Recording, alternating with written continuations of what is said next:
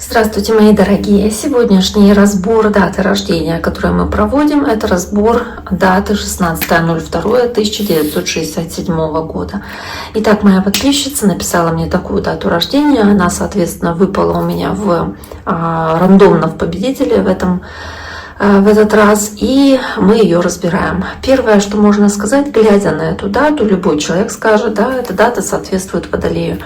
Я могу сказать, что в зодиакальном круге, если смотреть на соответствие знаков зодиака младшим арканам и старшим, в принципе, арканам, да, но мы сейчас смотрим на младшим арканам Таро, можно говорить, что вот этой дате соответствует семерка мечей. Семерка мечей, я сейчас вам ее покажу в разных колодах. Я их достаю специально, чтобы это было понятнее, наглядно. Я вам их показываю. Вот так выглядит семерка мечей в Таро иллюминатов, Таро светлых провидцев, Таро неба и земли. Что мы видим на этой карте? Мы видим по семерке мечей человека, который схитрил, который, возможно, уносит что-то, что ему не принадлежит. Вот по семерке мечей здесь какие-то перья он уносит, да, причем ночью, когда его не видно, под покровом тьмы, в свете луны. Вот он тут, крадучись, убегает от этих воронов, несет перья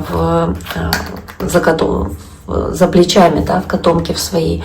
Здесь тоже он как будто оглядывается, смотрит, не увидели ли, что он украл какие-то мечи или уносит их.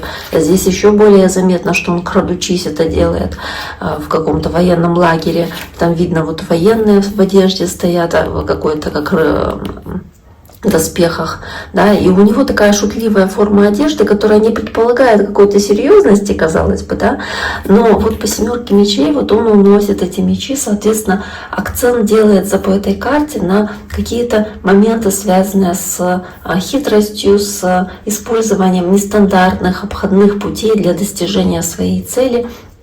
И эта карта показывает на то, что, вот, допустим, такой человек может пытаться срезать углы или скрывать какие-то истинные свои намерения в жизненных ситуациях, или сталкиваться, наоборот, с чужой скрытностью, когда вот вам, допустим, часто приходилось или пришлось как-то глобально в какой-то момент столкнуться с тем, что вас кто-то обманул, кто-то поступил несправедливо, кто-то был нечестен с вами, и вас это могло очень сильно задеть. То есть какая-то хитрость со стороны другого человека или кража в прямом или в переносном смысле слова, или какая-то, там, не знаю, какая-то ситуация, где вы уклонялись от правил, допустим, или проявляли чрезмерную осторожность в каких-то вопросах, или маневрировали, то есть искали какие-то обходные пути.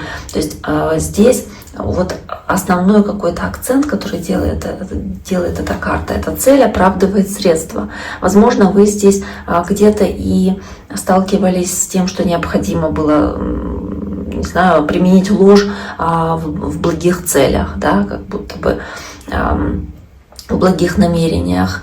В отношениях здесь, возможно, у человека какие-то происходили недомолвки, допустим, какая-то скрытность, с которой могли бы сталкиваться, допустим. Вот такой момент. В работе, может быть, необходимость быть более гибкими, пластичными, искать какие-то обходные пути, какие-то вот такие вот варианты, но при этом нужно остерегаться бы было в работе интриг от других людей, от коллег в частности, потому что здесь могут быть какие-то такие темные схемы или какая-то вот хитрость, да, и в здоровье, допустим, могут, если появляться какие-то симптомы, то они как будто вот как скрытые, то есть как будто прячутся, их нужно вовремя увидеть, да, если вот у такого человека какие-то болезни дают о себе знать, то они могут иметь какое-то такое скрытое течение или какой-то скрытый характер. В целом эта карта, она в хорошем понимании показывает, что человек может действовать стратегически, то есть обходить препятствия, очень изворотливый, с острым умом, но можете быть пойманными на какой-то лжи или на обмане, но и также вы можете сталкиваться с тем, что вас обманывают, соответственно, поэтому карта такая двоякая.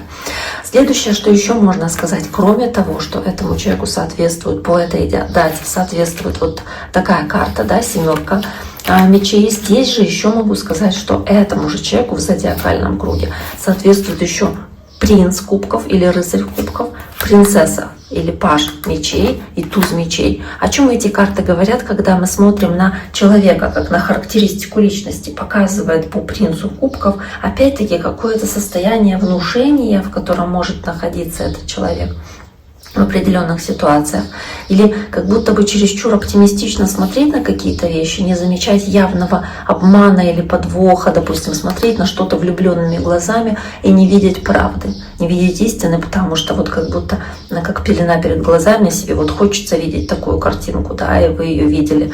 То есть приукрашение действительности, но при этом принцесса мечей, туз мечей тут же показывает в характеристике личности, что этот человек очень и очень наблюдательный, очень такой внимательный по принцессе мечей, любит что-то изучать, любит посвящать свое время изучению каких-то вещей в своей жизни, которые, могут иметь действительно важное значение, не знаю, может быть в работе, может быть в жизни для этого человека. В принципе, если даже смотреть на, вот есть такое понятие, как квадрат Пифагорова, да, в нумерологии, то в квадрате Пифагора у этого человека очень большой акцент на познание и на творчество.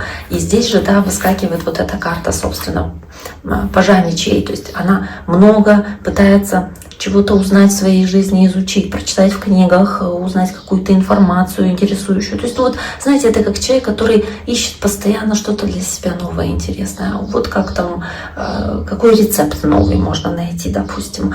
Как можно там в хозяйстве что-то дома улучшить, что-то где-то, не знаю, как цветы лучше посадить, чтобы они лучше росли, там, не знаю, как их поливать или пересаживать. Вот знаете, как человек постоянно интересуется какой-то информацией, вот, которая может быть ему полезна.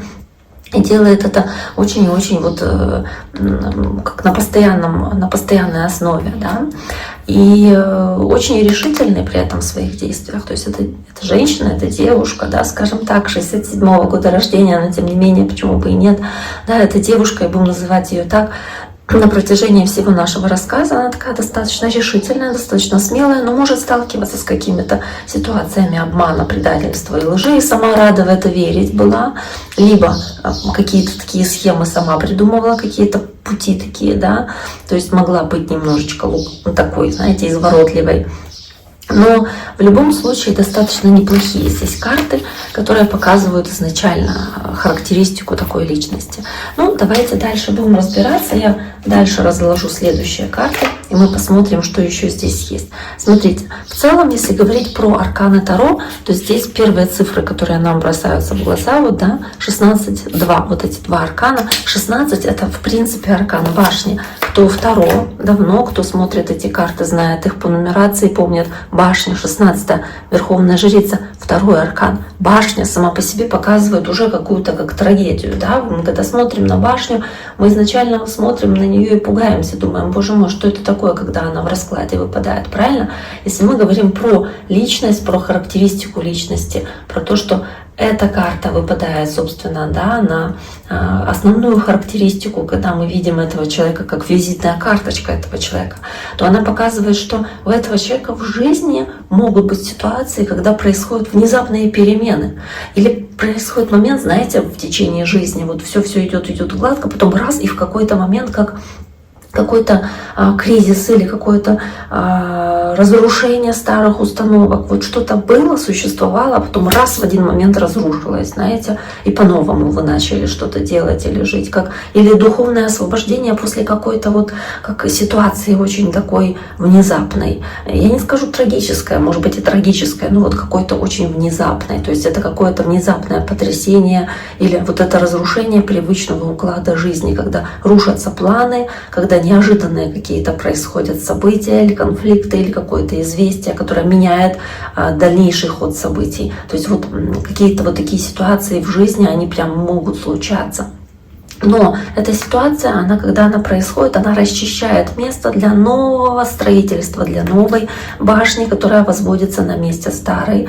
И таким образом этот человек в течение жизни может избавляться от чего-то ненужного. То есть когда человеку этому что-то не подходит, имеет смысл разрушить, чтобы построить что-то лучшее. Знаете, вот людям с таким арканом 16-м, да, в первом, всем, кто 16 числа родился, по сути, всем этим людям имеет смысл в своей жизни, потому что они будут сталкиваться с разрушениями. Но чтобы эти разрушения были им на пользу, а не во вред, им эти разрушения нужно повернуть себе на пользу каким-то образом, вывернуть ситуацию таким образом. Допустим, вы работаете на работе, которая вам не нравится. Не сидеть на этой работе и не ждать, а разрушить эту работу, уйти на лучшую. Да? Допустим, на работе работали, на которой мало платили. Уйти на работу, на которой будут платить больше, или ценить вас будут больше, или коллектив будет лучше. Или отношения. Не подходили одни, уйти из тех, которые были абьюзивные,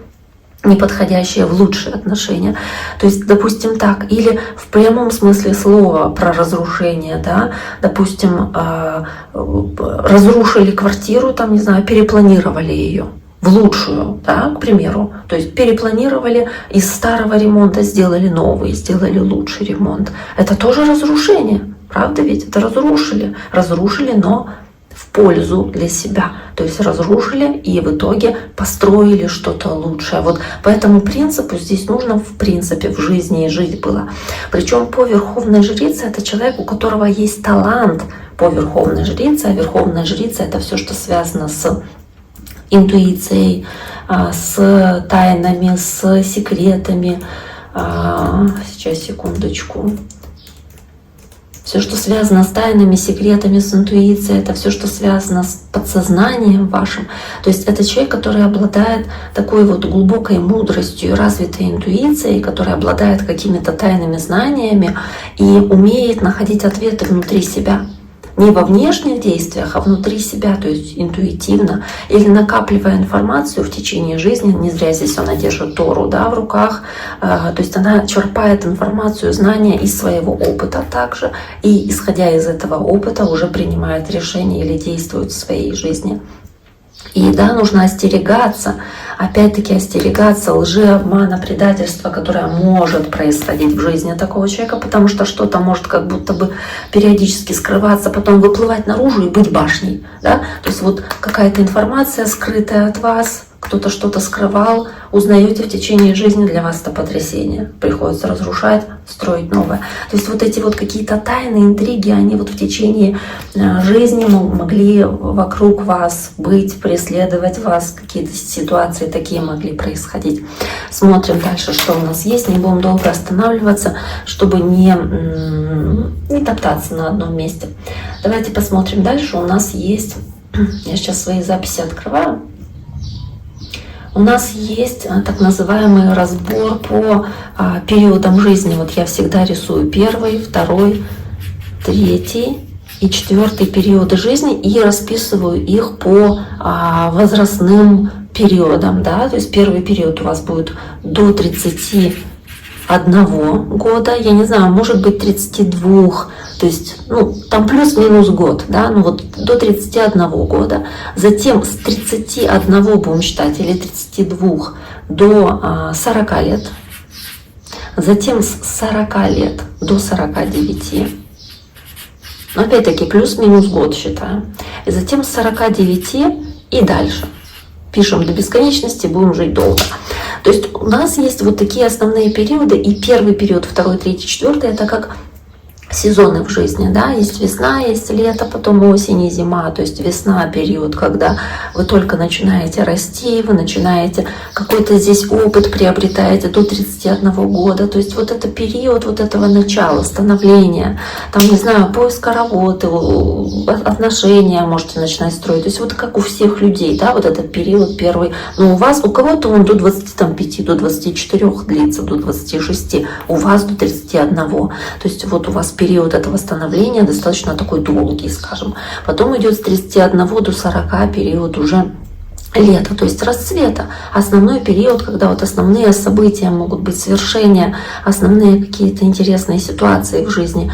Потом с 40 до 49 период как осени, такого уже опыта набранного, накопленного и каких-то уже таких событий, где вы получаете результат за свои труды.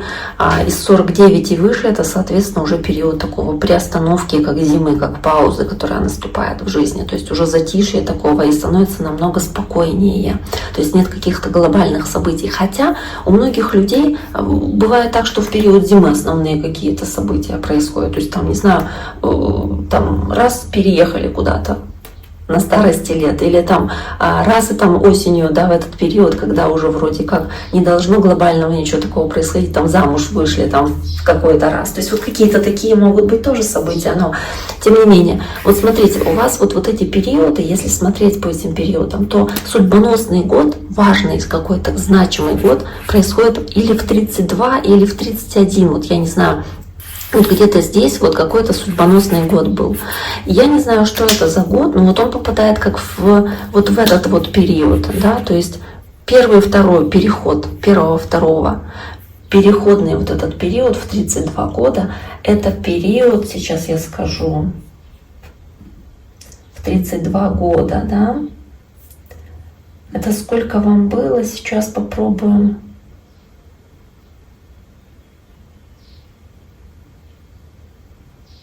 Попробуем, я просто пытаюсь найти, где это, этот период. Так, в 32 года это было, 36 вам было в 2003, а 32, соответственно, где-то в 1999, может быть, да, или 1998, может быть, под вопросом поставим. То есть вот где-то вот в эти вот годы какое-то важное событие у вас могло быть. Причем, если смотреть по арканам Таро, опять-таки мы смотрим, да, все-таки на них, то можно говорить, что здесь у вас выпадал вот такие два аркана. Колесо фортуны, точно совершенно. То есть можно говорить о том, что это какое-то событие, скорее всего, хорошее, потому что есть колесо фортуны, а колесо фортуны, оно как бы поднимает вас вверх, да, или это какой-то гребень удачи или успеха, или вот какие-то такие события. И затем идет еще у нас карта Иерофанта. Может быть, какие-то важные события в семье, а может быть, это событие, для кого-то это брак, для кого-то это какие-то важные события в семье, там, не знаю, рождение ребенка или что-то, но это как поворотное событие, то есть что-то поворотное, судьбоносное, или какое-то важное решение, которое вы здесь принимаете, оно поворотное, оно имеет важное значение на дальнейший ход жизни, на ее течение. То есть какое-то важное событие для вас. Давайте посмотрим дальше. Следующее, что здесь можно сказать у вас, это основные периоды жизни, если мы смотрим на арканов Таро на них. Вот давайте мы посмотрим. Я обычно рисую в виде такого вот графика, вот такого вот в виде линии. Да, здесь начало 1967 год, и его я разбиваю на вот эти вот 4 периода, про которые мы уже говорили. То есть у нас есть первый период до 31 года, это, соответственно, мы посмотрели 1990, будем считать 9. Да, затем с 99 по 2008 год, это 40 лет, да, соответственно, и 49 лет, это 2017 и дальше. И эти периоды можно разделить на периоды, когда у вас происходят какие-то события по судьбе, судьбоносные, какие-то события по карме. И по судьбе, вот мы вот тут вот сверху нарисуем, вот так образно, чтобы было понятно, это то, что в плюсе у вас изначально вам дается. А внизу по карме, то есть в каких-то негативных таких событиях, которые у вас могли бы быть, или что-то такое, что вы тянете из прошлого воплощения, как какие-то ошибки прошлого воплощения, то есть как вы в негативе проживали прошлую жизнь, здесь они будут внизу, соответственно. То есть у нас все, что вверху, это плюс, все, что внизу, это минус. И то, что внизу, то, что в минусе, его нужно перевернуть в плюс. То есть ему нужно дать возможность проиграться в максимуме своего плюса, то есть в максимуме своего какого-то позитивного развития. Если смотреть на эти периоды, то с 1967 года по 1999 можно говорить, что у вас в судьбе была карта Луна и аркан Луны старший. Мы только старшие арканы смотрим здесь в судьбоносных и в кармических событиях. Затем с 1999 по 2008 шла карта Звезда. С 2008 по 2017 у вас шла карта Смерть. И затем с 2017 и старше, и дальше идет карта Императрица. При этом в кармических ситуациях у вас идет с 67 по 99, то есть до 31 года умеренность, баланс, равновесие такое. Затем с 99 по 2008 идет карта Дьявола. И затем с 2008, 2007 и дальше идет одна карта, карта мага, и он у вас повторяется. Поэтому я его оставила вот так вот горизонтально положу под углом, по диагонали, да, чтобы его хватило как бы на 2 этих периода. И мы сейчас разберем, почему у вас эти карты и что они, соответственно, для вас означают. Так, сейчас секундочку, я просто открываю параллельно свои записи, чтобы их видеть, да, чтобы их не пропускать. Итак, первая карта, которую мы видим, это карта Луна. И Луна у вас, соответственно, есть в первом периоде до 99-го года, скажем, да, то есть до периода судьбоносного какого-то важного события, которое у вас произошло. Там, условно в 32-31 год.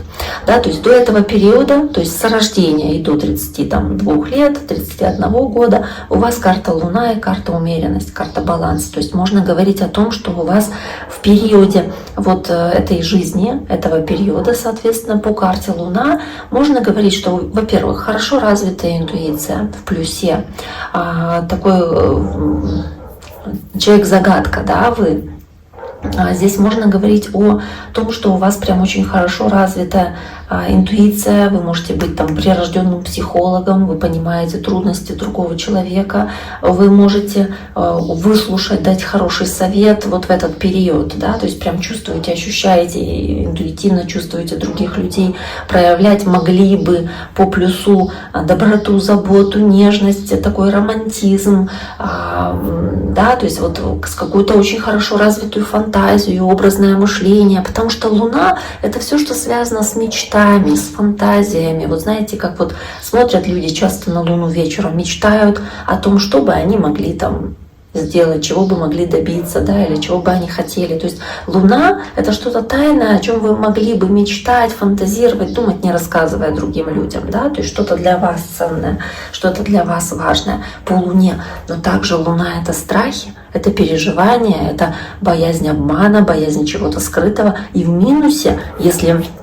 вот он дается вам в плюсе, этот аркан, да, но если вы бы проживали его в минусе, то есть опускались вниз, в минус, то вы могли бы сталкиваться с обманом, с предательством, с нечестностью, или сами могли быть нечестными здесь и пытались кого-то, допустим, обмануть. То есть находиться могли в иллюзиях, в заблуждениях, либо сами могли сталкиваться с тем, что сами вели какие-то интриги, какую-то двойную игру или кого-то обманывали. Могло быть такое, если вы в минусе проживали этот период.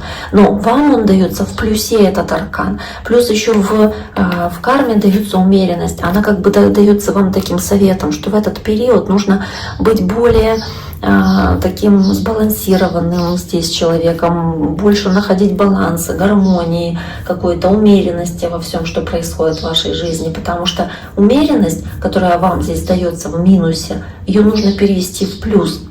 То есть нужно быть терпеливее к другим людям в этот период. До 99-го года нужно было очень добрыми, толерантными, какими-то спокойными, уравновешенными. Это то, что нужно было делать. Нужно быть такими было усидчивыми здесь, где-то скрупулезными, терпеливыми во всем. Да? И тоже умеренность, она тоже про хорошо развитую интуицию, но при этом про скромность и непритязательность. Она про то, что это тоже такой прирожденный психолог, который умеет выстраивать партнерские отношения хорошие, основанные на доверии, на умении компромиссы какие-то находить, на проявление вот этой умеренности в своих чувствах и иметь стабильный такой психологический эмоциональный фон. А здесь по карте Луна могла быть ситуация, где если вы в минусе проживали, что наоборот были моменты такого какого-то недоверия или какой-то неуравновешенности и всего в таком духе, да, то есть тревожности определенной или беспокойства из-за неопределенности будущего или каких-то сомнений, боязни, что кто-то обманет или кто-то там, да, будет нечестен с вами, соответственно, на работе или в отношениях. То есть могла бы быть дисгармония, отсутствие гармонии из-за недоверия. Но основной посыл здесь в этот период — больше доверия, больше умения выстраивать отношения с людьми, больше интуитивного какого-то здесь чувства должно быть, ощущения, больше умения прочувствовать других людей, встать на их место, собственно, да, и найти какую-то золотую середину, когда вы с ними общаетесь. То есть вот здесь об этом. Но и также здесь, знаете, как про какую-то размеренность в жизни, размеренность, потому что не торопите события или не торопитесь жить, вот как будто бы, да, даете событиям развиваться постепенно, планомерно, да, не торопя события. При этом дальше у вас карта звезда идет с 99 по 2008 год. И карта звезда, которая здесь у вас есть в судьбе, да, в плюсе, она показывается как энергия такой надежды и веры. Она показывается здесь как такое, знаете, как возможность какие-то творческие проекты здесь создавать. И в целом идти к своей мечте. Знаете, как будто вы вдохновлены были здесь какой-то своей идеей. Вот 99-й, 2008 год, вот этот период. И вот вы шли к своей цели. Здесь очень много реализации каких-то ваших планов, проектов, вот творчества вашего или достижения целей, плюс вашей веры в удачу, целеустремленности, возможности строить какие-то далеко идущие планы, там, не знаю, в плане карьеры, допустим, то есть вот что-то такое достичь, добиться, чтобы быть вот реализовать какую-то свою цель, которую вы себе придумали. При этом карта дьявола выпадает у вас в минус, то есть в кармическую ситуацию. Она показывает, что в прошлом воплощении, вот этот период жизни, возможно, вы сталкивались с тем, что, допустим, вы хотели достичь только материальных благ или достичь сильно хотели успеха, какой-то должности там в плане карьеры, и это могло быть бременем для вас, таким, знаете, как такой обузой, там, работа, которая для вас важна в плане построения карьеры, но для вас это как обуза. Или отношения, в которых вы вот кому-то сильно привязаны, но при этом понимаете, что для вас вот это как цель, да, эти отношения выстроить, но при этом понимание, что это как обуза, как что-то отягчающее, как цепи, которые вас здесь сковывают, ограничивают. Или кто-то, может быть, вами пытается манипулировать, или у вас цель кем-то манипулировать, кого-то удерживать здесь и проявлять вот эту вот энергию какого-то коварства и управления другими, то есть попытка использовать власть какую-то свою в отношении другого человека для достижения своей цели по карте звезда. Может быть, даже какие-то как вот обращения к своим темным сторонам, попытки достичь желаемого по карте дьявол. Как будто вот любые средства доступны, да, или любые средства здесь как будто бы годятся, вот так вы думаете, для достижения вашей цели. Но вот в этом аркане, в дьяволе, желательно все-таки использовать только плюсовые его качества было. То есть с 99 по 2008, если есть какое-то желание достичь поставленной цели там в карьере или в отношениях, да, то есть добиваться своего, но какими-то благими такими способами по карте звезда. То есть благодаря, там, не знаю, творчеству, вдохновению, рассудительности, то есть способности наполнять все сутью, а не просто вашим желанием что-то иметь, да, или что-то заполучить, а вот способностью по карте звезда поставить для себя эту цель, светлую цель, и идти к ней вот этими благими способами, да, без какой-то жертвы, без каких-то абьюзов, без какой-то манипуляции, а максимально честно, правильно, красиво, насколько это возможно.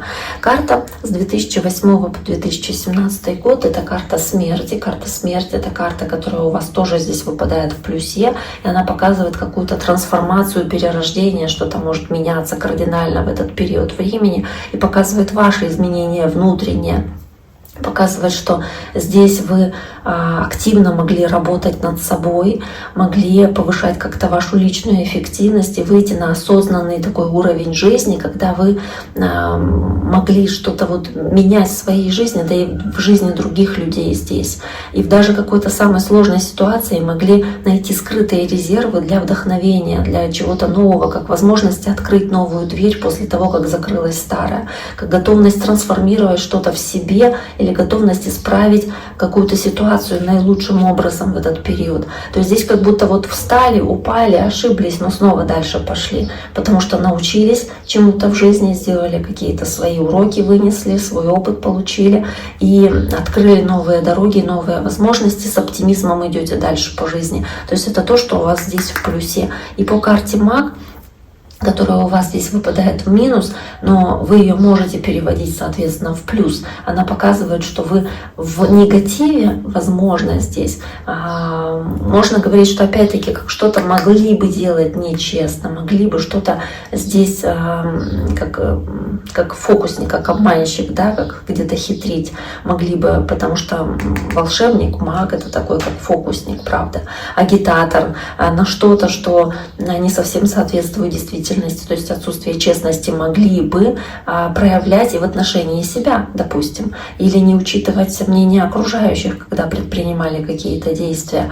То есть вот маг, он мог вот в таком вот контексте выпадать. Но в целом вам нужно этого мага перевести в плюс. То есть вам нужно здесь вот эту энергию перевести в энергию мудрости, в решительность, активность, такую амбициозность и умение свои таланты правильно реализовывать, правильно их апплицировать в жизни, там, в интеллектуальной сфере или вот в любой другой сфере, да, но использовать все ресурсы для достижения каких-то ваших целей, потому что у вас эти ресурсы здесь есть, это ресурсы для трансформации, для серьезных изменений, которые у вас здесь могут происходить в этот период жизни, потому что все-таки в плюсе выпадает карта смерть, серьезные изменения. И карта императрица, которая здесь идет дальше с 2017, соответственно, и выше, она показывает, что здесь у вас вот как энергия плодородия, энергия изобилия, она идет после 2017 года. Она показывает здесь вот эту уже возможность находиться и создавать себе комфорт в быту, в общении, возможность здесь выбирать тех людей или общаться с теми людьми, которые вам более комфортны, с которыми вам приятнее, или создавать дома, обеспечивать вот этот комфорт, уют, обстановку такую дома, соответственно, в кругу близких, там, детей. То есть вот здесь вот проявление этой доброты, заботы, дисциплины, организованности, которая у вас есть после 2017 года, соответственно, да, акцент на это делается. То есть для вас здесь такой акцент на щедрость, на заботу, на помощь, то есть на те качества императрицы, которые у нее есть, на обаяние, на привлекательность. Это то, что для вас тоже здесь может быть важно. Ухоженность внешнюю, которую вы, о чем вы не забываете, да, в своем внешнем виде. То есть желание выглядеть соответственно. Но при этом карта мага, она у вас в минусе идет и в карме. И в принципе вот она продолжается с 2008 и 2017 и дальше, соответственно. То есть по карте маг можно говорить, что нужно быть в состоянии использовать свои ресурсы на полную в плюсе. И ни в коем случае не использовать свои качества, какие-то свои таланты, способности, там, не знаю, свои знания во вред другим, потому что это будет тянуть вас вниз, как такой якорь. Да? То есть после той трансформации, которая с вами происходила вот в эти годы, соответственно, можно говорить о том, что вы получили достаточный опыт, чтобы его правильно использовать, и много уроков вынесли из своей жизни для того, чтобы правильно потом впоследствии, ну, не знаю, проживать ее дальше или правильный опыт передать там своим детям, своим внукам. Итак, давайте посмотрим дальше. Следующий у нас, следующий график, который мы сделаем, это график на... Сейчас, секундочку. Это график по основным периодам жизни. Сейчас, секунду. Так, как мы его делаем? Я его рисую в виде двух осей, как ось X, ось Y, соответственно. Вот они у нас. Вот здесь у нас будут периоды от 1 до 9.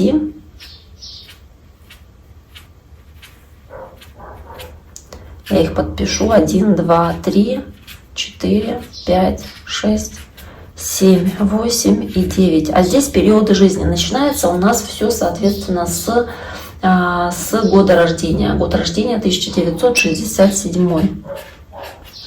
Затем у нас есть разбивка на основные периоды. Это, соответственно, сейчас, секунду, опять открываю записи просто свои. Так, следующий 1970. 1979, затем 1991, 2003, 2015, 2027,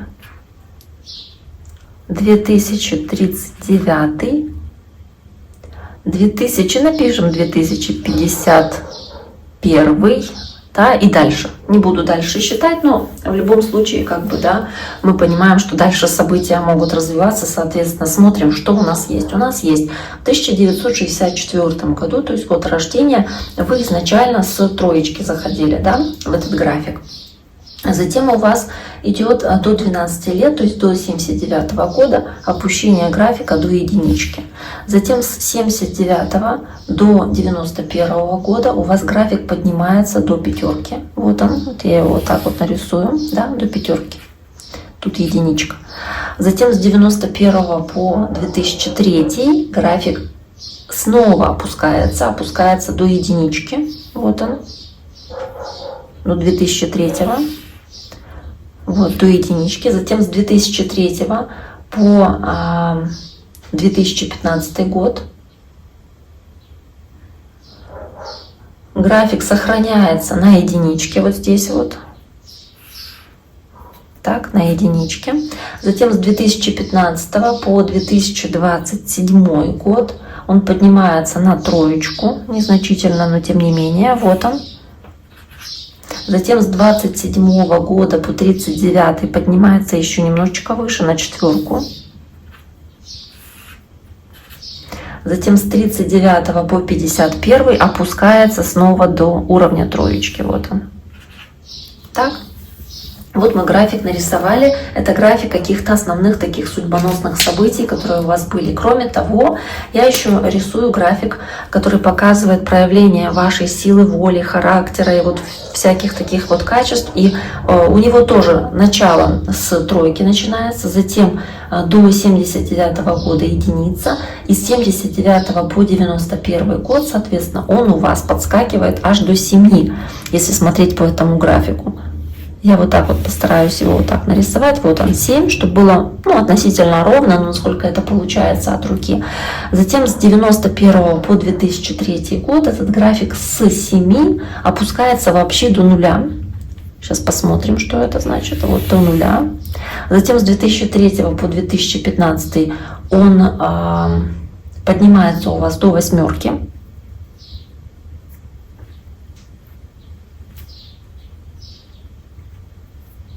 До 2015, где он тут, вот он, поднимается до 8. Затем с 2015 по 2027 опять-таки опускается до нуля. Так, вот здесь вот 0. С 2027 по 2039 поднимается до 4.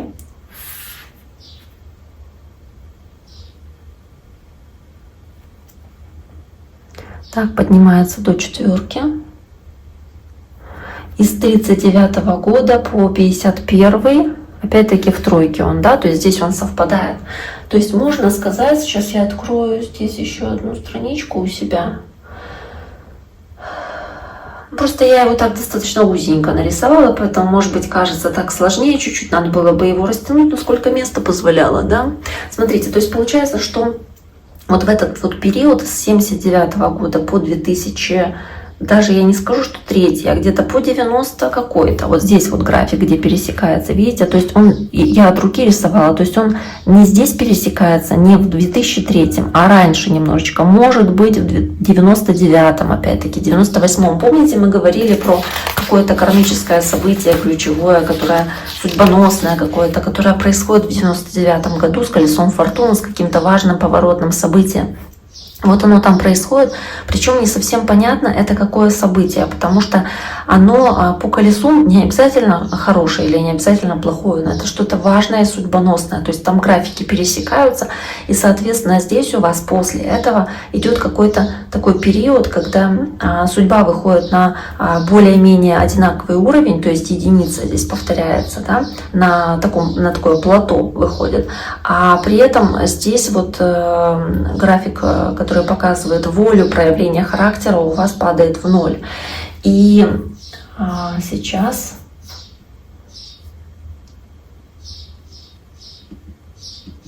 и в целом, если говорить о том, что вот это повторение цифр, которое у вас здесь имеется в графике, да, повторение цифр может показывать, так как единица — это в целом все, что касается развития личности, все, что показывает творчество, может быть, ситуации, когда вы сталкиваетесь сами с собой и должны работать над своей личностью. То есть, возможно, вот в этот период вы особенно активно как-то пытались усовершенствовать свои какие-то навыки или творческие навыки, или себя как-то усовершенствовать, что-то в себе кардинально здесь поменять, что-то измениться могло. В целом, если говорить о вот таком повторении цифр, более того, могу еще остановиться на вот этой троечке, с которой у вас начинается график, и она показывает, что вам здесь вот, да, то, что дано в начале вашей душе, душа приходит в это воплощение для того, чтобы научиться отдавать, научиться делиться, научиться любить, научиться взаимодействовать с другими людьми и как-то вот с ними сообща действовать и относиться с любовью, с таким принятием, с гармонией к окружающим людям. Вот она, троечка. Ну, давайте посмотрим дальше на график, что здесь еще есть. Кроме того, вот то, что он здесь выше, вот этот красный график, показывает, что вы здесь проявляли очень много своей воли, настойчивости, какой-то именно амбиции, проявления вот этого характера, желания здесь открывать закрытые двери, преодолевать препятствия. Вот начиная с вот 79 и до 2000, не знаю, 99 года, соответственно. Потом у вас график снова выскакивает где-то в начале там 2000 какого-то, да, будем считать, что, ну, пусть будет 2006, может быть, 2005 год. Снова график воли, он становится выше, то есть показывает, что вы здесь включаете всю свою силу воли, свой характер, опять-таки проявляете это качество, показываете это качество где-то до 25-26 года, там, где график снова-таки опускается вот здесь вот вниз. Да, если смотреть на это пересечение, это где-то 2025, будем считать, год. То есть где-то в этом вот, в этих пределах. И затем у вас уже идет как будто бы ощущение, что ну все, можно отпустить вожжи, можно уже сильно не бороться за какие-то там вещи в вашей жизни, да, уже тут преобладает просто график судьбы. То есть вы как будто бы доверяетесь судьбе и событиям, которые происходят по судьбе в вашей жизни. То есть большую часть жизни вы как будто прикладывали усилия, чтобы чего-то добиваться, преодолевать какие-то препятствия, какие-то сложности, потому что вот он, вот этот красный график, он вот здесь вот выше, он преобладает, здесь он тоже выше над синим стоит. И практически большую часть времени он выше вот этого синего графика, соответственно. Если говорить о этих основных периодах, которые у нас есть, сейчас я открываю опять-таки, просто у меня тут записи есть, я стараюсь на них ориентироваться. Если здесь смотреть на вот эти вот даты, то 79 год, соответственно, когда идет вот этот подъем, соответственно, графика здесь, и он идет в пользу необходимости преодолевать какие-то препятствия, какие-то ситуации.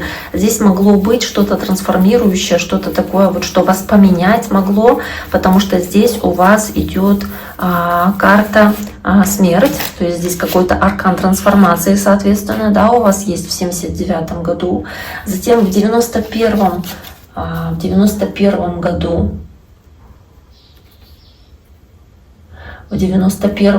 где он у вас, вот он, 91 год, когда у вас здесь проявление судьбоносных каких-то событий идет на максимуме, можно говорить о том, что здесь у вас идет, я сейчас найду ее, эту карту, Здесь у вас идет колесница, то есть рывок вперед, какие-то такие важные события, которые связаны с продвижением вперед, с возможностью достигать какие-то важные цели для себя, какие-то важные события здесь могли у вас происходить, где вы могли чувствовать свою успешность. И тут же еще и карта силы, то есть проявление силы, своих возможностей на полную, своего потенциала на полную, 91 год. Соответственно, здесь какие-то возможности выстраивать отношения с другими людьми, умение коммуницировать, договариваться, может быть, какие-то поездки здесь могли быть, соответственно, потому что есть колесница, то есть достаточно такое хорошее сочетание с картой сила.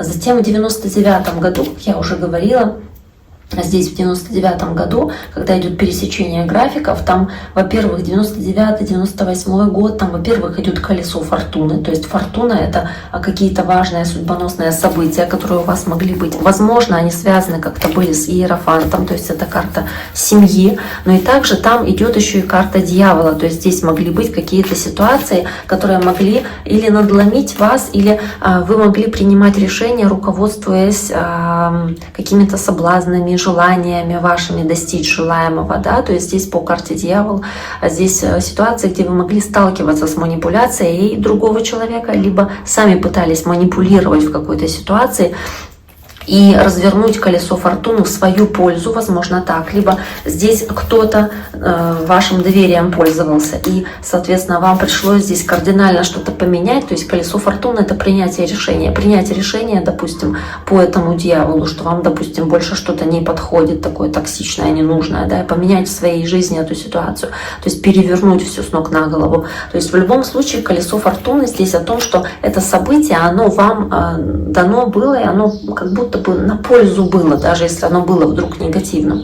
И дальше с 2003 года у вас здесь идет умеренность, то есть попытка найти баланс, найти гармонию. Вот здесь вот в 2003 году, там, где у вас воля на нуле, скажем, да, и вы выходите на единицу по вот этому графику, по судьбоносным событиям. Вы стараетесь сохранять здесь баланс, старались сохранять какую-то гармонию, находить компромиссы в отношениях с окружающими, да, в том, как вы проживали этот период жизни. Затем в 2000, соответственно, где-то 2005 году, там, где у вас пересекается вот этот график, я вот здесь вот рисовала эту точку, да, вот он тоже пересекается, поднимается.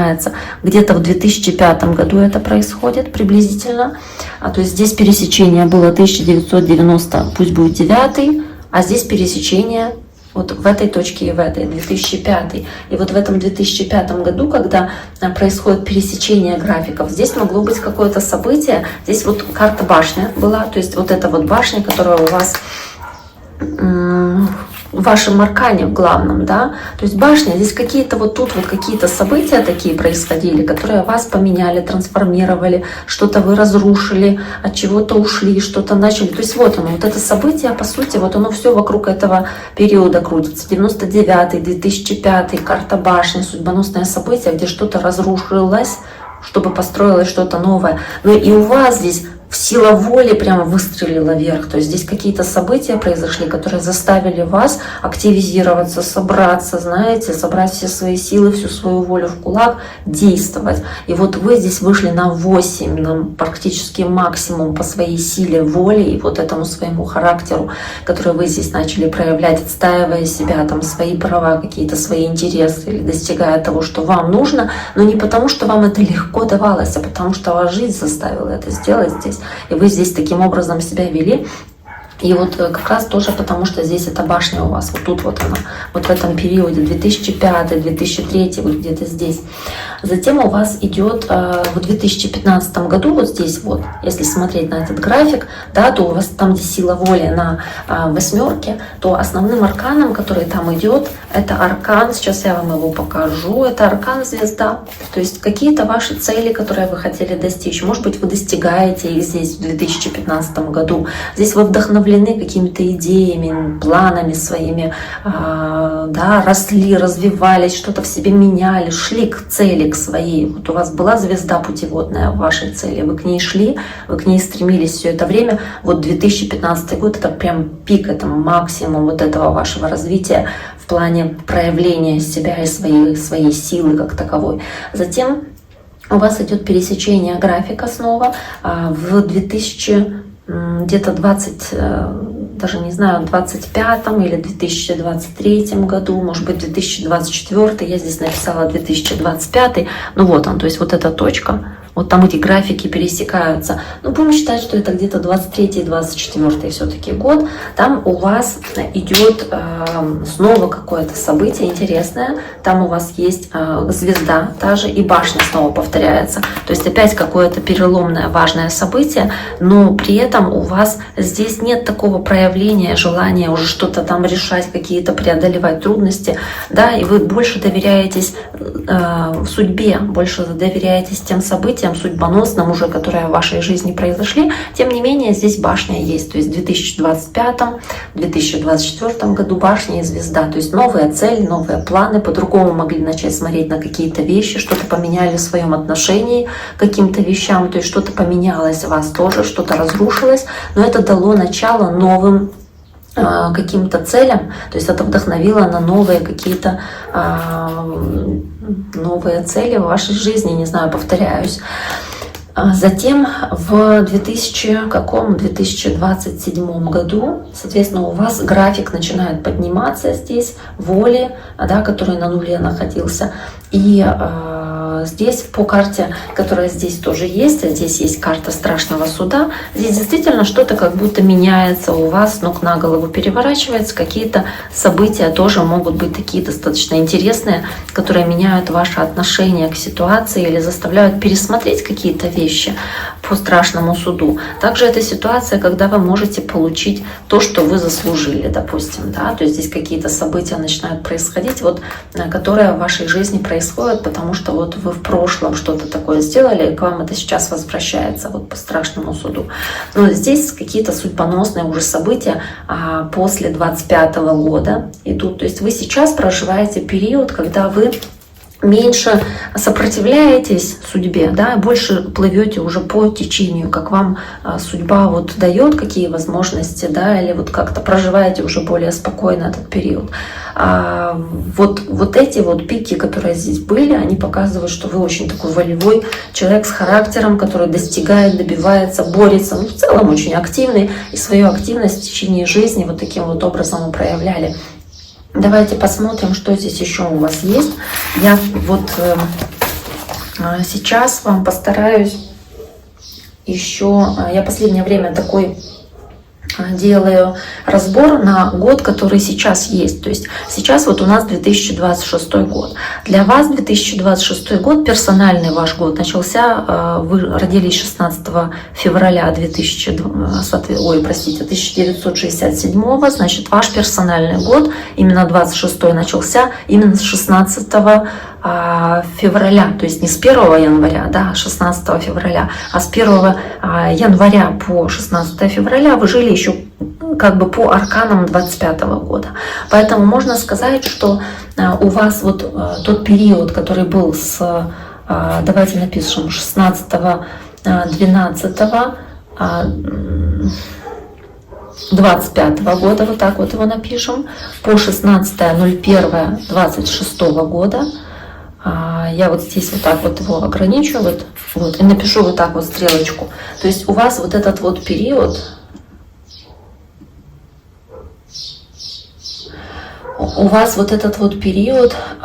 до начала, да, то есть до 16.01, соответственно, у вас проходил под арканом Мир. Сейчас я вам его покажу. То есть это, по сути, прошлый Новый год. Да, вот этот праздник, Новый год, вот эти вот события основные, новогодние, все вот это вот, то, что у вас там было, в этот период проходило под арканом Мир. Мир, давайте посмотрим. Я его просто пытаюсь сейчас найти, где он здесь есть, этот аркан Мир. Вот он.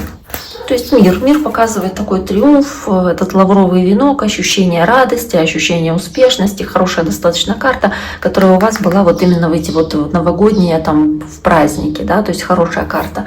А затем у вас шло колесо фортуны с 16.01. Я не буду писать 26-го, это и так уже понятно, да, что этот год он наступил, да, с 16.01 по 16.02, то есть по ваш день рождения, скажем, включительно, шло колесо фортуны.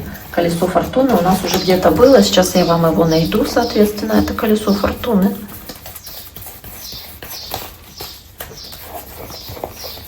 Вот оно. Шло колесо фортуны. То есть удача, успех, успешные какие-то события, какие-то поворотные, судьбоносные тоже события, какие-то важные решения для вас, скорее всего, и ваша вера в удачу, в успех, которая была в этот период времени. Затем с 16.02, то есть начиная там с вашего месяца, да, уже дня рождения 16.02 по 16.03, то есть по 16 марта, у вас здесь уже следующий аркан, который идет, это аркан, сейчас я вам его найду. Это аркан повешенный. То есть могли быть какие-то ситуации тупиковые, какие-то приостановки, паузы, ваше желание просто в конце концов немножечко замедлиться и приостановиться в этот период времени, когда не хотелось никуда торопиться, не хотелось никакой спешки. Возможно, это происходило действительно здесь вот в этот период с 16.02 по 16.03. Какая-то пауза, может быть, какие-то уроки, которые вы вынесли в этот период времени, или на какие-то вещи посмотрели по-другому, иначе, что-то поменялось в вашем отношении, поменялась ваша точка зрения в отношении чего-то. И затем после этого аркана, после аркана повешенный, у вас идет аркан смерть, который идет с 16.03 по 16.04, то есть с середины марта до середины апреля по карте смерти что-то могло завершиться, прекратиться. У кого-то, я не знаю, может быть, вот у вас, да, соответственно, у Водолеев, у всех такой цикл приблизительно. Просто у вас я четко по этим цифрам написала, чтобы было понятно, потому что у вас день рождения 16-го.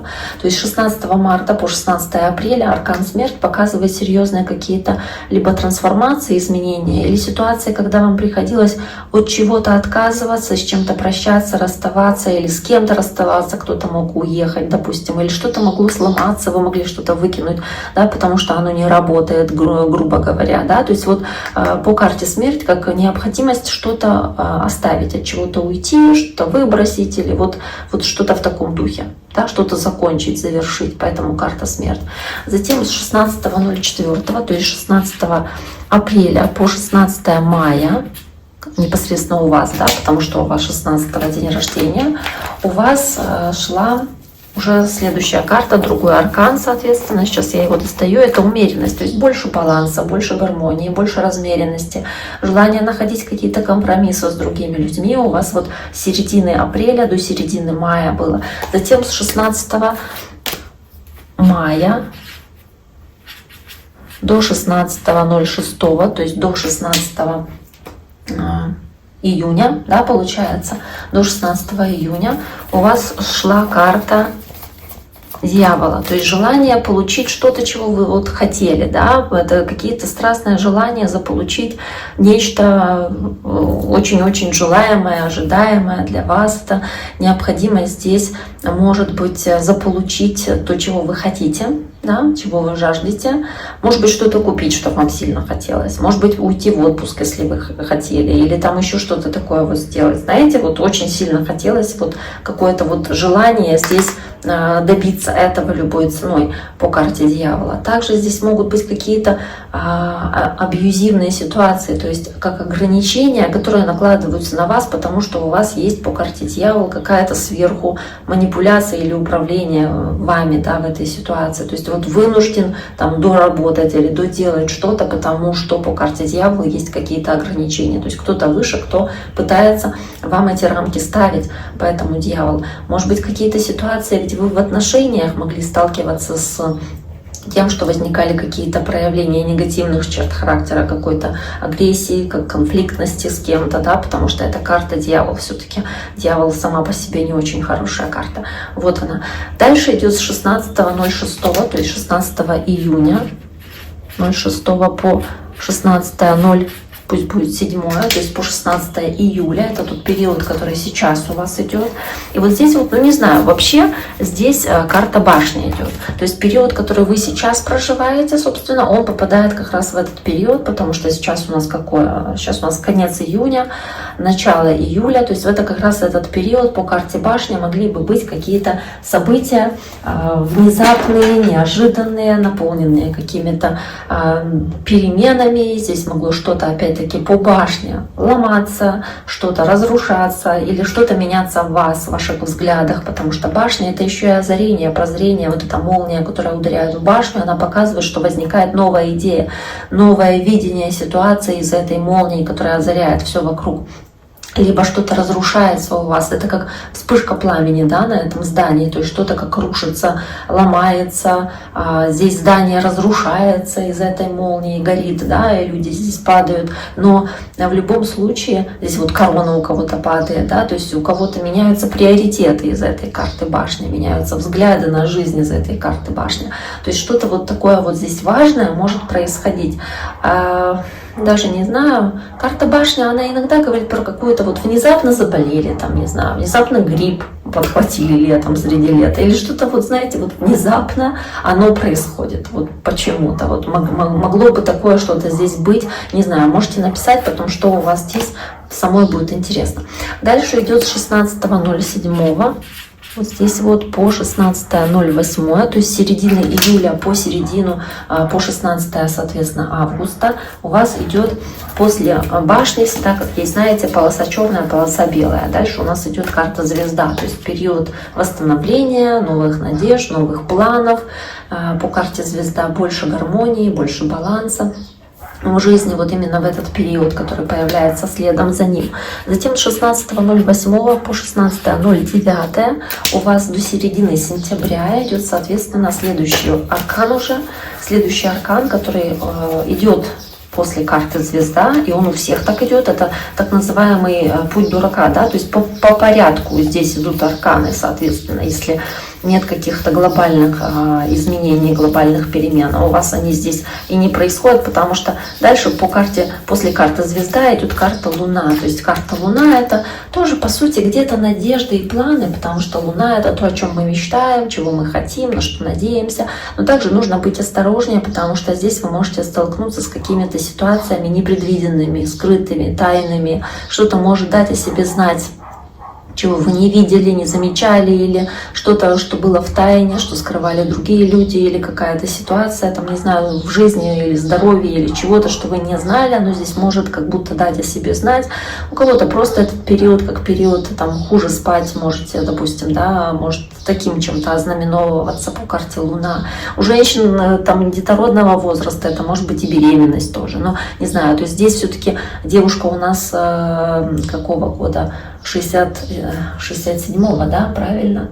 67-го года. Ну, то есть здесь вряд ли об этом, но тем не менее, ну вот карта Луна, да, какие-то страхи, какие-то переживания, ситуации, где вы можете столкнуться с обманом, она может присутствовать.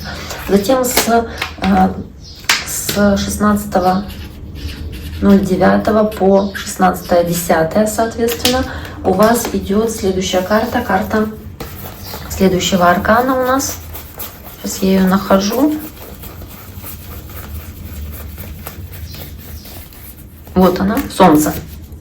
То есть хорошие, позитивные какие-то события, радостные события, которые у вас ожидаются в этот период времени. Скорее всего, хорошо пройдет этот период 16.10, вернее, до 16.10, да, потом 16.10 до 16.11, то есть до середины ноября.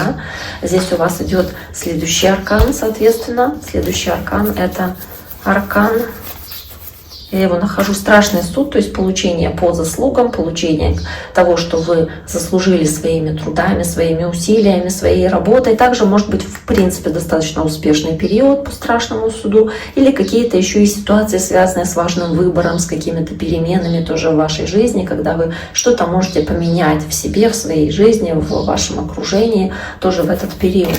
Затем с 16.11 по 16.12 здесь, то есть до середины декабря, у вас идет снова карта Мир, которая у вас уже была. Да? Сейчас я вам ее показываю снова. Вот она, карта Мир. Да, Мир достаточно хорошая, позитивная, триумфального завершения года, успешного завершения года для вас по карте Мира. Ощущение здесь мира, гармонии, порядка, который у вас здесь имеется. И затем с 16.12 до, скажем, 16.01, соответственно, уже 2027 года у вас идет следующий аркан. Это аркан, Сейчас я вам его тоже покажу.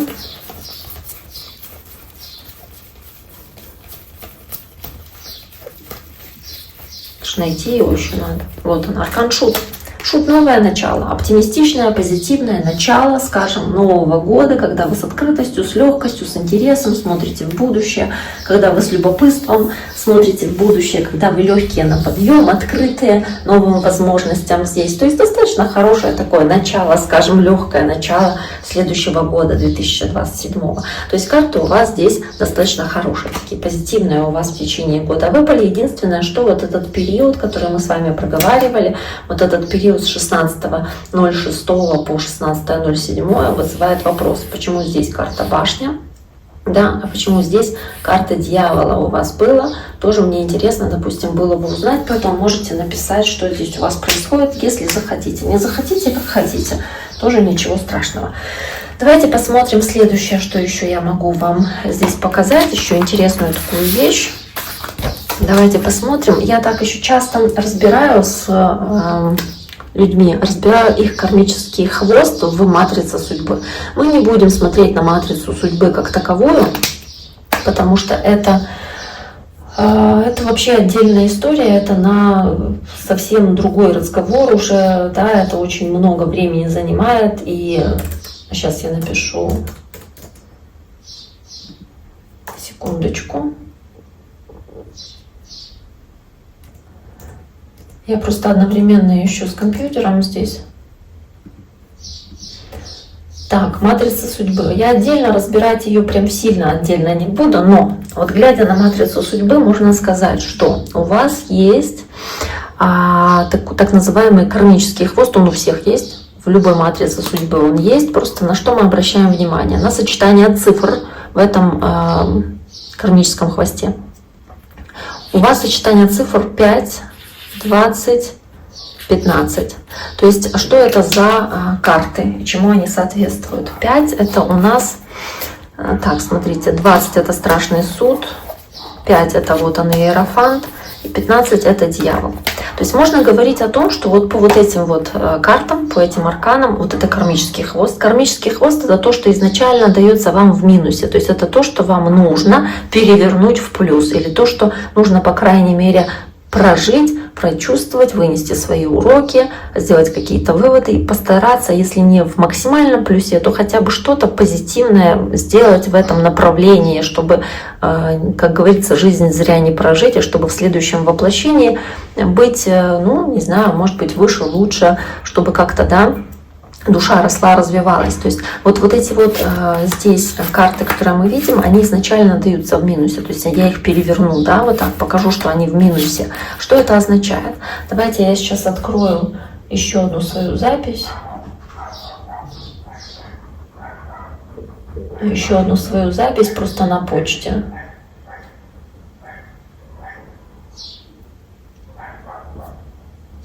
И посмотрю, что я вам здесь скажу. Вот этот вот, это сочетание, которое у вас есть, 5, 20 и 15, этот кармический хвост, соответственно, он называется, эта программа, да, она называется бунтарь.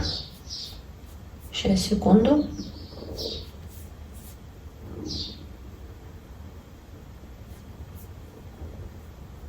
Ой, сейчас, секунду, просто я пытаюсь справиться с...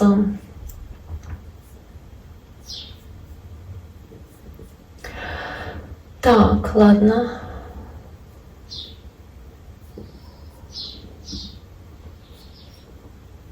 В общем, что эта программа говорит в целом? Что она говорит людям, у которых есть эта программа именно в кармическом хвосте? Она говорит о том, что люди вот с таким кармическим хвостом, они были потомками потомками рода, у которого были какие-то устоявшиеся традиции, знаете, то есть какие-то правила, скажем. И семья возлагала большие надежды на такого человека. Может быть, ожидала продолжения какой-то важной там традиции или важного дела семейного. Но так как у человека были свои цели, свои убеждения, которые шли, допустим, или могли идти вразрез с родовой системой, то этот человек, он семьей воспринимается как бунтарь, как человек, который вот не выполняет какой-то вот возложенный на него там груз обязанностей или какой-то вот, знаете, вот, допустим, все в семье врачи и говорят, вот ты тоже будешь врачом. Вот тут бабушка врач, дедушка врач, папа, мама, и ты тоже будешь. Хочешь, не хочешь? Или там военные. У тебя дедушка военный, там, да, папа военный, и ты тоже военный. Или там, ну вот, да, к женщине это неприменимо, такой пример с военной службой, но я имею в виду вот такое, или там юристы. Вот все юристы, и ты будешь юристом. То есть вот есть какой-то как план действий, и вот на этого человека возлагается как будто бы обязанность, что ну как это, ну мы же все, вот столько поколений, как это ты не будешь? Ты тоже должен. Вот знаете, вот такое, то есть как будто возлагается какое-то обязательство. И человек может идти вразрез с этим обязательством. То есть у вас как будто могла быть ситуация, что вы как будто считали, что вам все дозволено, и вы не хотите следовать этим правилам или этим установкам. Вы можете там поучать своих родных в течение жизни или обесценивать их мнение. И это может вызывать конфликты. Может быть, вы здесь где-то даже нарушили общение с родом, с близкими, или там жили своей жизнью, отказались от их поддержки, или прервали связь в отношениях с близкими в какой-то момент. Или общаетесь с ними, но как будто эмоционально прохладно, то есть немножечко как дистанцируете себя от этого. Может быть, здесь вы как будто по этой программе ну, где-то какую-то как агрессию проявлять могли, да? Может быть, наоборот, как зависть в отношении кого-то.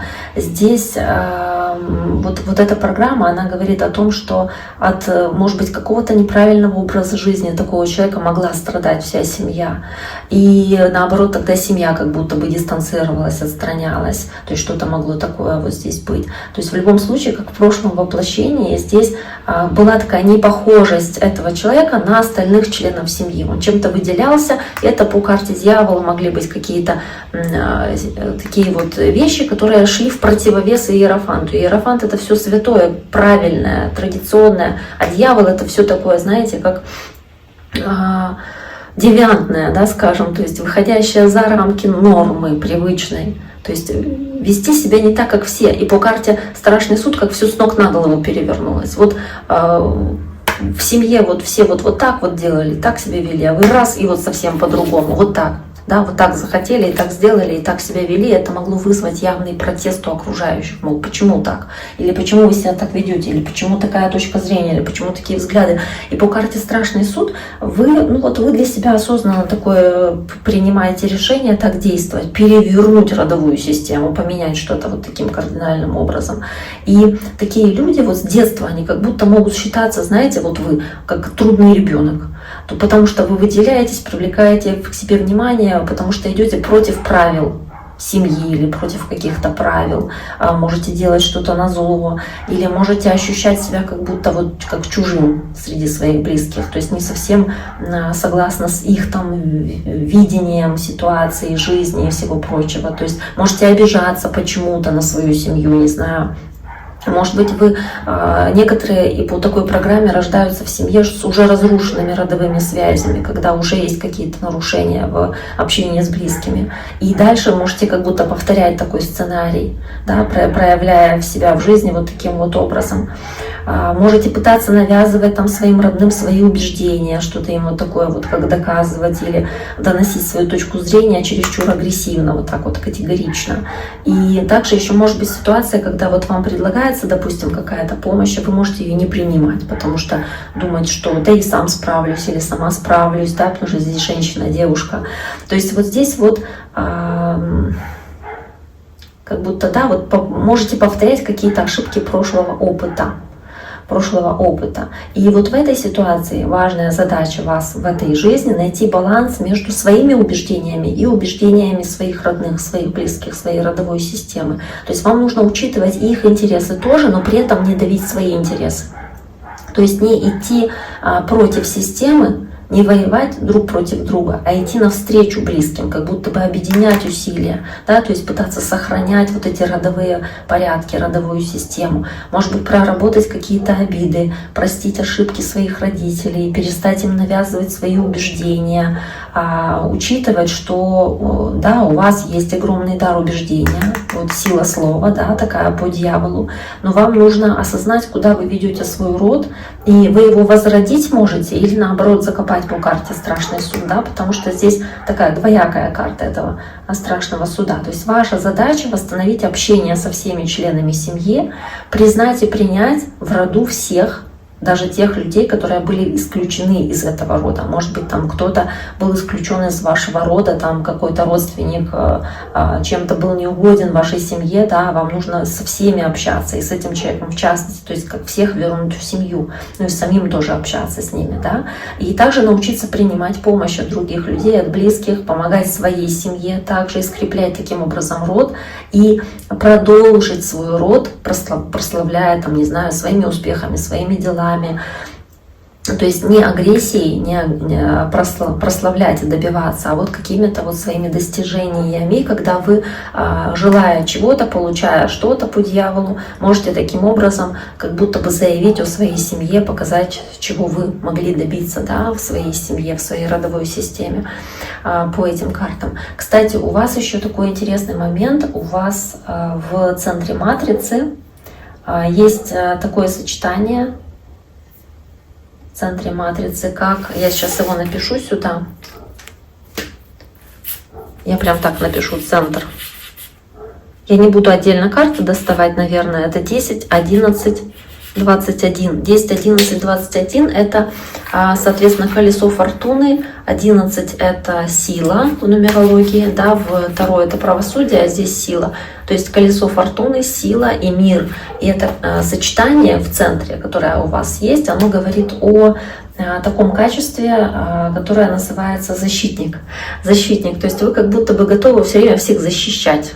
Да, вот если какая-то несправедливость, кого-то обижают где-то там, не знаю, на улице, кого-то обижают, кто-то нечестно с кем-то поступает, вы будете в первую очередь бежать там впереди планета вся и доказывать, что надо там этого человека защитить, спасти, помочь или что-то такое сделать. То есть вот у вас вот эта вот программа защитника, она у вас прям в центре есть. Более того, у нас есть так называемая еще программа, которая несете вы в своей жизни, но несете их, потому что они даются вам от ваших родителей. В частности, здесь есть от материнская, мужская линия. Нарисуем мужскую линию вот так вот. Здесь есть две программы. Есть программа 18, 11, 11 и есть программа 10, 4 и 21. И женская, вот здесь вот ее тоже нарисуем, тоже есть две программы. Есть программа 7, 7, 18 и есть программа 21, 8 и 5. Если про эти программы говорить у нас, то мы тоже можем посмотреть на них, что вот эта мужская программа, то есть то, что у вас есть от папы, скажем, да, то, что у вас есть от папы, это 18-й аркан, это аркан Луна, и 11-й он дважды повторяется, я повторюсь тоже, да, здесь 8-й аркан, но в нумерологии они меняются, 8-й и 11-й местами, то есть вот он должен быть он, то есть он говорит о силе, она дважды у вас как сила в квадрате, по папиной линии Луна и сила. Луна и сила вместе вот в таком вот сочетании, если говорить о 18 и 11, соответственно, арканах, в таком сочетании можно говорить о том, что у папы, да, программа, которая была жизненная, и у вас она тоже передалась, вы ее несете, соответственно. Сейчас, секундочку. Что у меня долго грузится.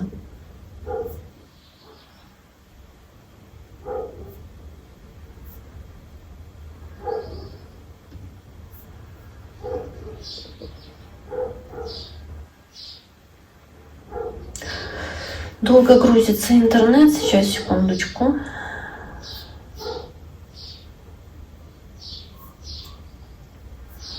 Программа, которая есть вот у папы, она называется «Страх принятия», называется «Страх принятия магической силы». Да? Но на самом деле здесь речь идет о чем? Она говорит о том, что, возможно, у папы, да, могла быть боязнь или страх признать в себе какие-то силы или какие-то знания, просто навыки, умения. То есть здесь не обязательно о силе какой-то магической, нет, просто сила как таковая, сила физическая, в том числе Луна, это страх. То есть страх признать какие-то свои там навыки, умения, силу, и боязнь, может быть, или неверие, обесценивание своей силы, своих знаний, может быть, чересчур требовательный был к себе. И в таком случае вот как будто да, не умел управлять потоками энергии, то есть не умел правильно их экологично принимать, эти потоки энергии. Например, не мог там плохо контактировал с телом, не понимал, допустим, где перетрудился, где много работал, где нужно отдохнуть, то есть вот какой-то такой дисбаланс, потому что по большому счету эта программа, если говорить в сильных качествах своих, то она несет огромный потенциал, причем как в физическом, так и в духовном плане, потому что она показывает, что такой человек мог бы быть, ваш папа мог бы быть хорошим целителем, мог бы быть хорошим врачом, энерготерапевтом, допустим, имея способности, о которых другие только мечтают. То есть он такой привлекательный вполне себе мог быть, он мог обладать вот такими сильными качествами, мог, не знаю, даже физически активно себя наполнять. И вот умело, грамотно мог сочетать интуицию и физическое, да, то есть интуитивное, духовное с физическим телом. Но при этом, если говорить о слабых сторонах, то как раз могла быть потеря вот этого контакта между интуитивным и физическим, то есть осязаемым. И если мы говорим о том, что нужно было бы делать, да, какие рекомендации были бы, то важно осознавать и направить русло в правильное, да, русло, свой потенциал во благо и себе, и людям. И задача научиться контролировать была свои эмоции, свою силу физическую, да, в том числе эмоциональную силу, чтобы не проявлять агрессию. То есть как-то развивать свой интеллект, развивать свой эмоциональный интеллект в том числе, уважать других людей, уважать материальный мир во всех его проявлениях как таковых также, принимать вот эту возможность свою, притягивать окружающих, умение с ними договариваться, умение интуитивно ощущать, собственно, да, других людей. То есть полезно вот как-то так прислушиваться к своей интуиции было. И вот это основной посыл по этой программе, который здесь имелся, допустим, у вашего папы. Более того, тут же у нас есть еще одна программа, это 10.4.21. 10.4.21, давайте я сейчас тоже достану эти арканы. Эта программа 10.4.21, которая есть, она называется «Угнетенная душа» или «Забытые истины». Из чего она состоит? Она состоит из, соответственно, 21 это аркан «Мир». Сейчас я ее ищу, эту карту. Вот она, 21.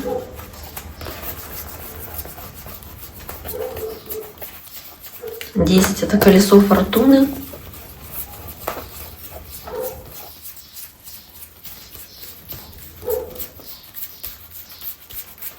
Я пытаюсь найти еще императора. Вот он, император. То есть это сочетание, которое говорит, что да, человек, возможно, опять-таки, то есть ваш папа, не любил там никакого давления на себя со стороны, мог проявлять вспыльчивость, агрессию, какую-то категоричность, мог любить демонстрировать свою значимость, особенно среди близких, мог быть таким, знаете, как главой, авторитарной главой в семье, где хотел подчинять окружающих там, да, своим каким-то установкам. Как следствие, да, такой человек, он, возможно, ну, знаете, как будто вот старался окружающим доносить свою точку зрения вот таким вот образом, через давление, через убеждение такое вот очень категоричное. Это могло быть не совсем правильно, да, потому что он мог разочаровываться в людях из-за этого. Он мог иметь такое потребительское какое-то отношение к миру, ожидание, что все ему должны.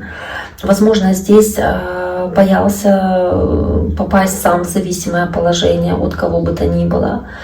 И как будто мог не ценить свои заслуги, допустим, мог не мыслить стратегически в каких-то ситуациях. То есть задача его была обрести свой внутренний стержень, свою внутреннюю опору, научиться уважать и себя, и других людей, и их личные границы, научиться взаимодействовать с позиции равенства и взаимоуважения с другими людьми, также научиться позволить себе реализовываться в любом деле, которое ему было интересно, помогать другим людям и развивать такое неравнодушие к другим людям, неравнодушие к социальным проблемам, то есть развиваться, реализовываться и эволюционировать как личность, и оставить какую-то жертвенную позицию, то есть не жаловаться на судьбу, а искать во всем мотивацию и действовать. То есть это те основные ключевые моменты по этому сочетанию, по этой программе.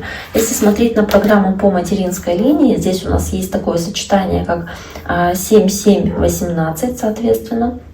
7-7-18 — это сочетание, которое я сейчас вам его найду, оно называется страх карьерной реализации или страх какой-то дороги, потому что 7 — это, соответственно, колесница, 18 — это луна, но здесь один раз идет и колесница дважды, то есть в квадрате такая колесница 7-7-18. Она показывает, что по материнской линии, то есть у мамы, программа была страха реализации, возможно, развития своего или перехода на новый уровень в работе, в делах, в бизнесе или в отношениях, постоянно какие-то страхи продвинуться вперед или страх быстро двигаться вперед, быстро совершать какие-то действия, то есть как будто все хотелось помедленнее, не торопиться.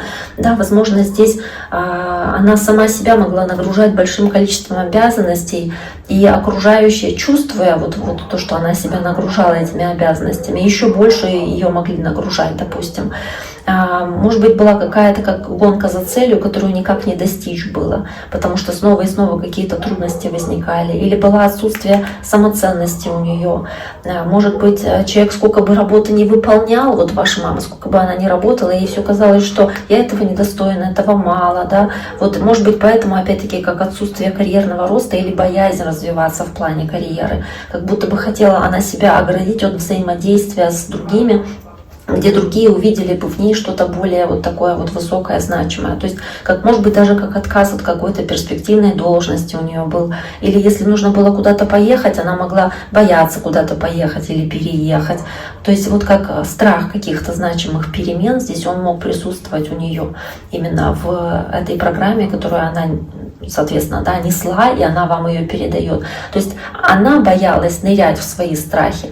Она боялась каких-то перемен, поездок, каких-то знакомств. Вам нужно проработать эту ситуацию, чтобы не бояться этих изменений. То есть вам нужно не бояться соглашаться на какие-то предложения, на какие-то внезапные там поездки или что-то такое, чтобы вас это не сдерживало, эти страхи. Потому что ее это, скорее всего, сдерживало. Да, вам благоприятно быть, допустим, за рулем транспорта. Она могла бы, допустим, бояться водить, если бы она водила. То есть здесь как страх транспорта, страх переездов, страх движения как такового. То есть вот страхи, боязни. Как будто бы я чувствую, что там то не получится, это не сделаю. То есть как будто бы боялась что-то такое делать. А вам нужно постараться исключить эти страхи, которые в программе как будто бы как от вашей мамы есть. Дальше идет следующая программа. Это программа 21, 8 и 5. 21, 8 и 5, соответственно. Сейчас я вам ее найду. 21, 8 и 5. 21, 8 и 5 это мир. 21, 8 это правосудие, справедливость. Сейчас найдем ее. Вот она, правосудие. И 5 это иерофант. Вот он, 5-й иерофант. То есть вот эта программа тоже, которую несет тоже ваша мама, эту программу несла, да, это нарушение иерархии, нарушение структуры. То есть можно сказать, что по вот этой вот программе она могла сталкиваться с тем, что нарушалась какая-то иерархия или в семье, или на работе. Допустим, какое-то несоблюдение дистанции там, с подчиненными на работе, или неуважение, да, высшим руководством низшего, или неуважение старших родственников. То есть это то, с чем она могла сталкиваться. И в семье могли быть вот как какие-то такие нарушенные связи из-за этого, нарушенные правила, нарушенная структура или нарушение договоренностей, которые существуют, допустим, в семье. То есть здесь могла быть какая-то ситуация, где человек не мог до конца понимать круга своих обязанностей, и это могло каким-то образом и на вас тоже передаваться. То есть, опять-таки, взаимоотношения с родственниками, с линии мамы, со стороны мамы, могли бы быть проблемными как будто бы. И вам нужно найти корень этой проблемы, исцелить его, чтобы научиться соблюдать иерархию, чтобы научиться правильно распределять роли в роду, в семье, возможно так, и постараться даже своим детям давать ошибаться, то есть наживать свой собственный опыт, то есть не пытаться их поучать, потому что они должны на своих ошибках учиться, в своей жизни учиться сами. То есть вот, чтобы не было повторения вот того сценария, который, соответственно, был у вашей мамы и который вам передается. То есть благоприятно так по этой программе связывать свою деятельность, может быть, или как-то, да, свою жизнь с систематизацией знаний, может быть, с систематизацией каких-то документов, правильно расставлять вообще свои жизненные приоритеты и роли в той или иной системе, то есть какую-то иерархию выстраивать саморучно, самолично, если это необходимо, да, по иерофанту, правосудию и карте мир. То есть чтобы было больше мира, порядка, согласия, справедливости какой-то в отношениях. Потому что этого могло не быть у мамы, потому что это то, что в минусе у нее было. То есть не было какого-то порядка, правильного порядка на работе или в семье, и были какие-то из этого конфликты и разногласия, и это нарушало, соответственно, мир и порядок. То есть вам нужно эту ситуацию каким-то образом выровнять, и вот, возможно, поэтому вам и дается эта программа, которая называется «Бунтарь в семье». То есть поменять какие-то установки и привычные ранее схемы, которые были в вашей семье, потому что вы для этого, собственно, и родились в вашей семье. И если говорить о как таковом, допустим, есть еще, даже не знаю, если говорить, я на здоровье, наверное, останавливаться особо не буду, просто скажу, что из здоровья, из состояния здоровья, в любом случае, всем нам надо себя беречь, но у вас могут быть какие-то сложности, допустим, с нижней частью ног, вот голени, лодыжки, да и в целом мышцы. Вот это важный такой вот момент для вас и раньше, в более молодом возрасте, и сейчас особенно, да, то есть вот что касается вот нижней части ног, голени, особенно нужно беречь, потому что могут быть там какие-то сложности и проблемы. Итак, на этом я думаю, что я наш разбор завершу, дата рождения. Надеюсь, он оказался вам полезным. Я надеюсь, что что-то вы нашли здесь схожее с тем, что происходит или происходило в вашей жизни. Можете в комментарии написать, насколько это близко к правде. Если нет, тоже пишите, не стесняйтесь. Мне тоже будет интересно это узнать в любом случае. На этом я с вами сегодня прощаюсь. Тем, кто не соответствует этой дате, да, то есть если девушка, которую мы разбирали дату рождения, соответственно, 16.02, а если она смотрит, пусть напишет в комментариях, что она думает по поводу этого разбора. Все остальные, если кому-то интересно, можете тоже поучаствовать в этом варианте такого разбора, в этой акции. Пишите свои сообщения в комментарии, кому интересно. Возможно, вашу дату рождения тоже разберу. На этом я с вами сегодня прощаюсь. Всем желаю всего самого-самого наилучшего. И вам, соответственно, тоже, да, Водолею, которому я сегодня разбирала эту дату рождения.